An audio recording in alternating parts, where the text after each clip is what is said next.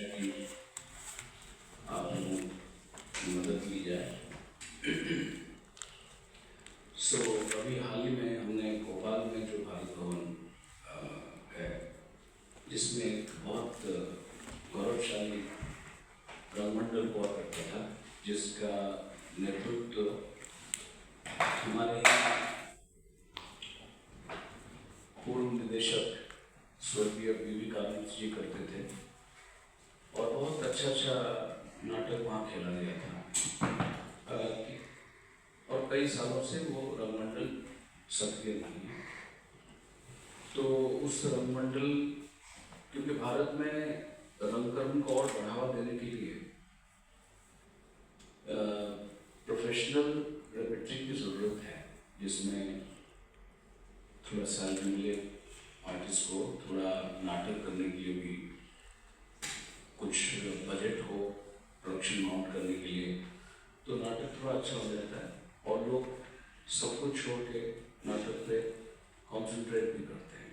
जिसके तहत एनएसडी में 60 साल पहले, ऐसा कहें तो 61 साल पहले एक रंगमंडल बनाया गया था, मात्र 4 अभिनेताओं को लेकर, जिसमें वंशी पुरी जी थे, मीना विलियम्स जी थी, सुधा शर्मा जी जो बाद में सुधा श्रीपुरी बनी, और राममूर्ति जी थे।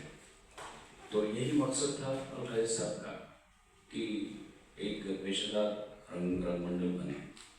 और फिर 80s में भारत भवन बना, और अभी भारत में हर एक स्टेट में तो रंगमंडल होना चाहिए, लेकिन साधन और बाकी कमियों के चलते सारे स्टेट में तो नहीं है, लेकिन कुछ प्रांत में अगर हम कर पाएँ, इसलिए एनएसडी तत्पर है। और भारत भवन के साथ एमओयू हुआ है, जिसमें भारत भवन और राष्ट्रीय नाट्य विद्यालय दोनों मिलकर उस रंगमंडल को फिर से रिवाइव करेंगे और एक नेशनल रेपेट्री की तर्ज पे वो एक फिर से रेपेट्री बन के लोगों के सामने उभर के आएगा। साथ में राष्ट्रीय नाट्य विद्यालय का ये प्रयास है कि देश भर में हमारे भी अपने राष्ट्रीय नाट्य विद्यालय की तरफ से नेशनल रेपेट्रीज हो, एटलीस्ट एक जोन में हो। और हिंदी हार्टलैंड बहुत बड़ा है, उसमें 2 से 3, 4 रेपेट्री अगर हो तो हिंदी रंगमंच को भी बढ़ावा मिलेगा और हिंदी साहित्य को बढ़ावा मिलेगा, रंग प्रेमी और रंग कर्मियों के लिए बहुत अच्छा होगा। तो उसके तहत ये एक शुभारंभ है भारत भवन के साथ ये रेपेट्री शुरू होगी, जिसका एमओयू भारत भवन मध्य प्रदेश सरकार और राष्ट्रीय नाट्य विद्यालय भारत सरकार, इन दोनों में एक समझौता हुआ है, एमओयू साइन हुआ है।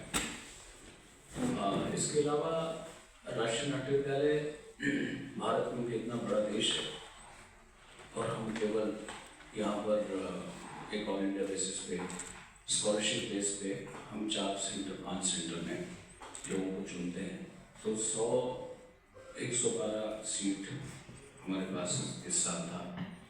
तो इसको और थोड़ा सा हम बढ़ावा देने की कोशिश में हैं, और जहाँ पर राजस्व नहीं है, जहाँ पर सरकार की तरफ से उस तरह की सहायता नहीं होगी, वहाँ पर शुल्क के साथ, फी के साथ हम पढ़ाएंगे। और जहाँ पर सरकार की सहायता मिलेगी वहाँ पर हम लोग एक मिनिमम उसके साथ, फी के साथ पढ़ाएंगे। और मैं आपसे ये भी साझा करना चाहूँगा कि राष्ट्रीय नाट्य विद्यालय कोई प्रॉफिट मेकिंग इंस्टीट्यूशन नहीं है, ये नॉन प्रॉफिट इंस्टीट्यूशन है गवर्नमेंट ऑफ इंडिया की।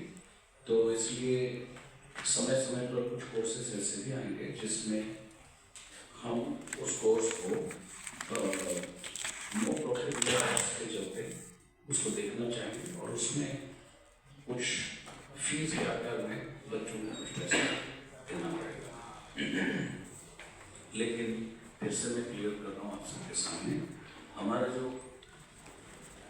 कोर्स यहाँ चल रहा है दिल्ली में, जो कोर्स सिक्किम में चल रहा है, जो कोर्स त्रिपुरा में चल रहा है, जो बैंगलोर में चल रहा है, जो बनारस में चल रहा है, उस कोर्स में जैसे स्कॉलरशिप जो तो बरकरार है, वो वैसे ही चल रहा है, वैसे ही चल रहा है, चलेगा। लेकिन बॉम्बे में हमने हाल में एक साल भर का कोर्स शुरू किया है, certificate course, intense active course. So उसमें हमने 12th रखा है, उसका basic education. Upper age limit नहीं रखा है, क्योंकि यहाँ पर जिस इंटेंसिटी के साथ हम करते हैं और बाकी चीज़ें करते हैं, उसमें अपर एज लिमिट यहाँ पर है, वहाँ पर नहीं है। सो somebody who is in his 50s और 60s में तो हम अलग से पिछले साल शुरू किया था सीनियर सिटीजन्स के लिए, लेकिन 50s में 40s में वो लोग भी उसका लाभ उठा पाएंगे।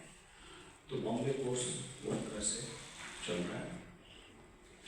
और साथ में अभी राष्ट्रीय नाट्य विद्यालय बहुत सारी डिफरेंट जोन में जाकर रन करने के लिए तत्पर हुआ है।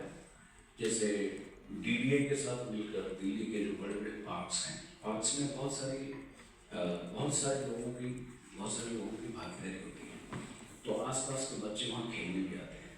तो हम अभी वहाँ पर भी वीकेंड थिएटर वर्कशॉप बच्चों को लेंगे, उनको इतनी दूर आने की ज़रूरत नहीं, हम वहाँ जाएंगे, पार्क में हम उनके साथ काम करेंगे।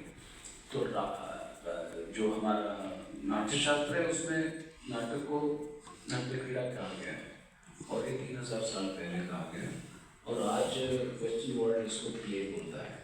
So if a park is a playground, so let there be different kinds of plays. It should only be cricket or football. It can be नाटक as well. So वो एक पहल हमने अभी शुरू किया है। साथ में पिछले दिनों हमने जो एस्पायरिंग डिस्ट्रिक्ट्स हैं, नीति आयोग की जो एक एनालिसिस है, उसमें नीति आयोग ने कुछ डिस्ट्रिक्ट को एस्पायरिंग डिस्ट्रिक्ट के रूप में घोषित किया है। सो ट्राइबल बेल्ट में जाके भी हमने अभी वहाँ के बच्चों के साथ भी रंग प्रशिक्षण का शिविर किया, वर्कशॉप किया।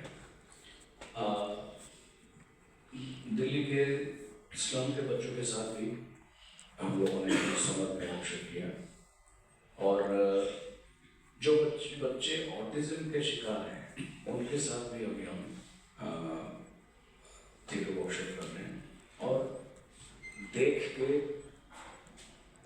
कोई भी अभिभूत हो जाएगा और कोई भी इमोशनल हो जाएगा कि वो बच्चे जिनको ऑटिज्म का प्रॉब्लम है, वो बच्चों को कैसे थिएटर ढाल देता है, थिएटर का जो पावर देखो कैसे ढाल लेता है। वो बच्चे इतना सुंदर तरीके से मंच पे आते हैं और करते हैं। उनके पेरेंट्स, जो टीचर हमारे सिखाते हैं, सब भावुक हो जाते हैं। और अभी हम लाइन्स के साथ भी वर्कशॉप करने का प्लान कर रहे हैं। तो जिस मकसद से नाट्य शास्त्र लिखा गया था इस भूखंड में कि इसको पंचम वेद का दर्जा दिया गया था, क्योंकि मकसद यही था कि समाज में नाटक का एक बहुत बड़ा रोल है और उस रोल से समाज में सकारात्मक परिवर्तन होगा, या समाज में एक सकारात्मक उसका एक प्रभाव रहेगा लोगों के मानस पटल में। उसी को देखते हुए नाट्यशास्त्र लिखा गया था, और उसी से प्रेरित होकर हम लोग भी अभी अलग अलग सेगमेंट में जाकर कर रहे हैं।